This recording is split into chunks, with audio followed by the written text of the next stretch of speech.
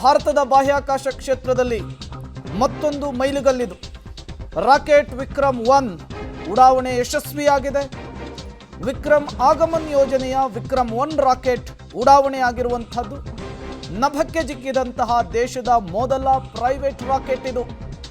ಈ ಮೂಲಕ ಬಾಹ್ಯಾಕಾಶ ಕ್ಷೇತ್ರದಲ್ಲಿ ಮತ್ತೊಂದು ಮಹತ್ವದ ಮೈಲುಗಲ್ಲನ್ನು ಭಾರತ ಸಾಧಿಸಿದೆ, ಇಸ್ರೋ ಸಾಧಿಸಿದೆ. ಡಾಕ್ಟರ್ ವಿಕ್ರಮ್ ಸಾರಾಭಾಯ್ ಅವರ ಗೌರವಾರ್ಥವಾಗಿ ಈ ರಾಕೆಟ್ಗೆ ವಿಕ್ರಮ್ ಅಂತೇಳಿ ಹೆಸರಿಡಲಾಗಿತ್ತು. ಆಂಧ್ರದ ಶ್ರೀಹರಿಕೋಟಾದಿಂದ ನಭಕ್ಕೆ ಈಗ ರಾಕೆಟ್ ಚಿಮ್ಮಿರುವಂಥದ್ದು. ರಾಕೆಟ್ ಉಡಾವಣೆ ಯಶಸ್ವಿ ಆಗ್ತಾ ಇದ್ದ ಹಾಗೆ ಇಸ್ರೋ ವಿಜ್ಞಾನಿಗಳಲ್ಲಿ ಸಂಭ್ರಮ ಮನೆ ಮಾಡಿದೆ.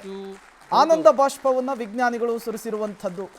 ಕ್ಲಾಪ್ಸ್ ಮಾಡಿ ಎಲ್ಲರೂ ಕೂಡ ಸಂಭ್ರಮದಲ್ಲಿ ಭಾಗಿಯಾಗಿದ್ದಾರೆ.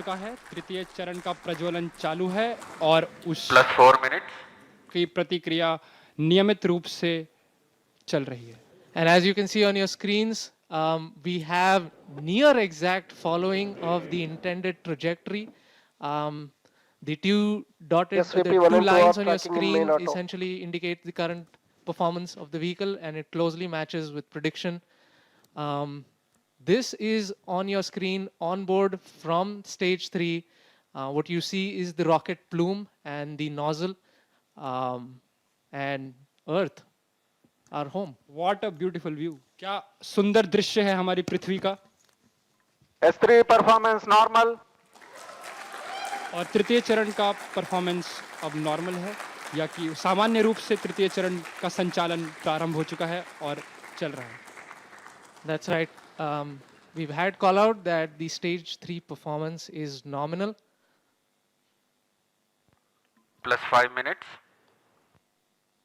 So stage 3 has a propellant loading of 2.5 tons, and we've had burnout of the stage 3 motor as planned at S3 T plus burnout. 5 minutes.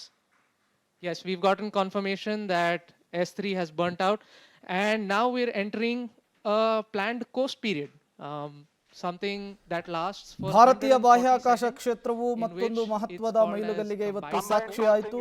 ದೇಶದ ಮೊಟ್ಟ ಮೊದಲ ಖಾಸಗಿ ಆರ್ಬಿಟಲ್ ಕ್ಲಾಸ್ ರಾಕೆಟ್ ವಿಕ್ರಮ್-1 ಬಾಹ್ಯಾಕಾಶಕ್ಕೆ ಹಾರಿದೆ.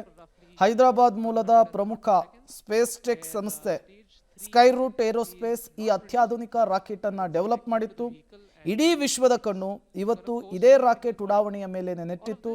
ಈಗ ಆ ರಾಕೆಟ್ ಉಡಾವಣೆಯಾಗಿದೆ.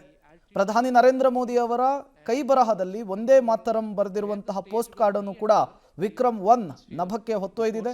ಇದರ ಜೊತೆಗೆ ವಿಕ್ರಮ್-1 ರಾಕೆಟ್ ಕಾಸ್ಟ್ರೋಸ್ ಡೈಮಂಡ್ಸ್ನ ವಜ್ರದ ಕಲಾಕೃತಿ, ಕಾಸ್ಮಿಕ್ ಬ್ಲೂ ಮತ್ತು ಮೈಕ್ರೋ ಕಲಾಕೃತಿಯನ್ನು ಕೂಡ ಹೊತ್ತೊಯ್ದಿದೆ.